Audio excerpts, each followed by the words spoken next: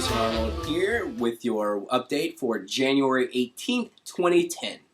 Very exciting news. On Friday, HUD announced a waiver for their 90-day anti-flipping policy.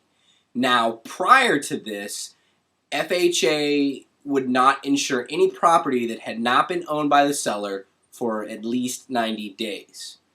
Now, with this waiver, it's going to help remove foreclosures off the market at a shorter time frame, and this is going to help some of the appraisal problems that I know everybody has been having recently.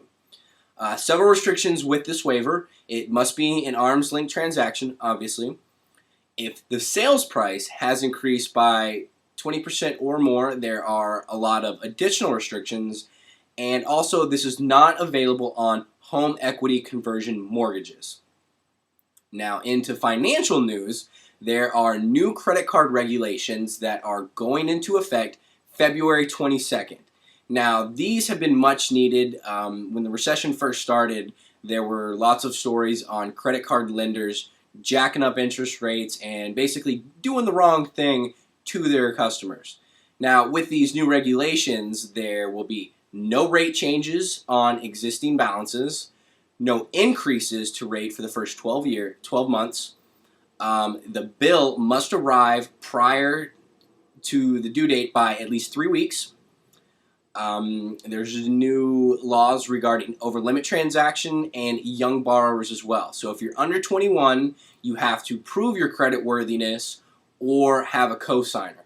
I know when I was 18, I was getting credit card offers for $10,000, $20,000 in credit limit. How was I going to pay that back? So these regulations are much needed, and it's about time, and I'm sure we'll be seeing much more of them in the future. In other financial news, Obama not happy. Not happy with the financial institutions in general. He is imposing a excess liabilities tax to all of these financial institutions. Now, out of the $205 billion that was paid out in TARP funds, about $125 billion or so at 8% interest, which is a good rate, has been paid back. Now, the negative news is the 6 big financial institutions that received these funds have set aside a collective $112 billion for employee compensation, for bonuses.